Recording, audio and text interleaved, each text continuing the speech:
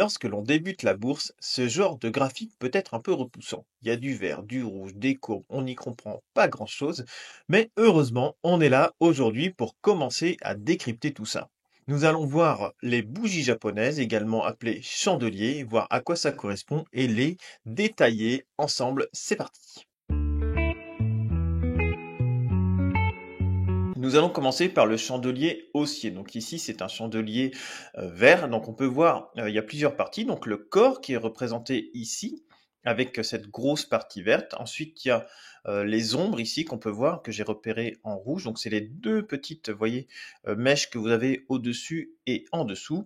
Et puis vous avez un maximum et un minimum. Donc ça veut dire que là, dans la journée, vu que c'est un chandelier haussier ou une bougie japonaise haussière, le cours d'ouverture est ici, sur la valeur verte du bas. Le cours de clôture est ici, donc de fermeture. Donc là, mettons, c'est une action française. Eh bien, à 9 heures, à l'ouverture des marchés, votre action, elle est ici. Et puis, elle monte dans la journée. Elle vient faire un maximum, un minimum. Mettons, elle ouvre, elle descend, elle se reprend, elle fait un maximum, et puis elle redescend là. En gros, eh bien, votre action a bougé, elle a varié dans la journée, vous voyez, sur la valeur du corps plus les deux mèches ici, les ombres. Donc l'ouverture ici et le soir à 17h30, fermeture des marchés. Votre action est venue coter ici. Ouais, c'est pas plus dur que ça. Donc tout simplement, un chandelier haussier, ça se représente comme ça. On va passer au chandelier baissier. Un chandelier baissier, vous voyez, c'est exactement la même chose, sauf qu'il va être rouge et le cours d'ouverture et de clôture, ils sont inversés.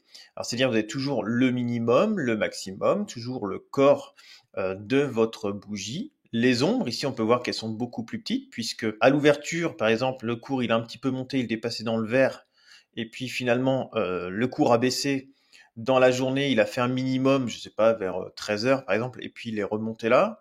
Et à la clôture, on a fermé ici. Mettons, vous avez ouvert à 100, vous êtes monté à 101, vous êtes redescendu à 98, et puis vous avez clôturé à 99.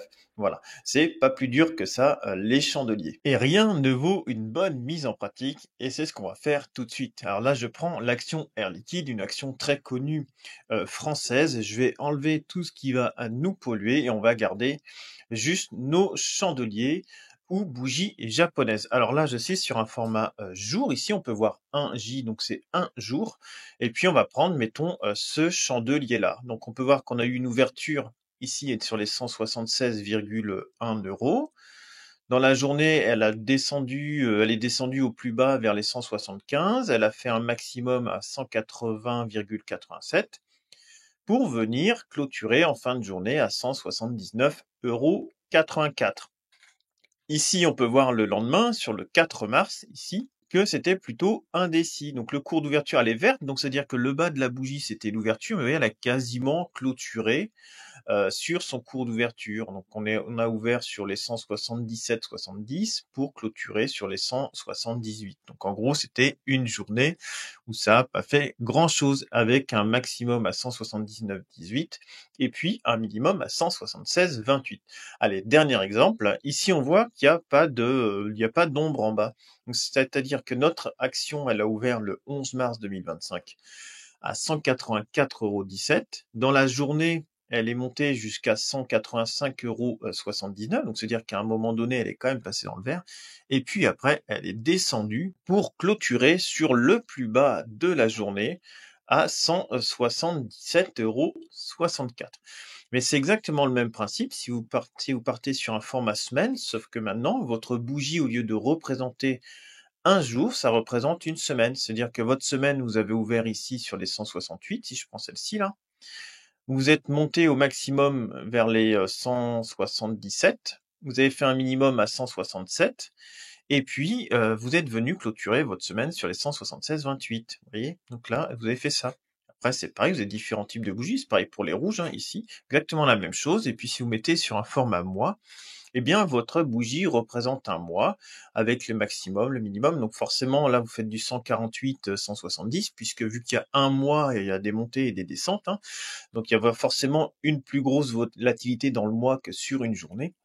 Eh bien, ça vous donne des bougies, mais qui ont la même allure, mais qui sont plutôt lissées sur un mois. Et voilà, les bougies japonaises, aussi appelées chandeliers, n'ont plus de secret pour toi. Ça va te permettre déjà d'avoir les bases pour aller vers une construction de ton analyse graphique qu'on va voir ensemble avec les moyennes mobiles et différentes choses qu'on verra dans d'autres vidéos. Et n'hésitez pas à rejoindre les membres ambassadeurs pour soutenir la chaîne et profiter d'avantages exclusifs pour seulement 1,99 € par mois. C'est bien sûr sans engagement, ça vous donne accès à un badge exclusif sur le côté de votre pseudo qui vous permet d'être repéré dans les commentaires, par exemple, de la chaîne. Et vous avez bien sûr une place privilégiée dans la communauté de cette chaîne d'investisseurs.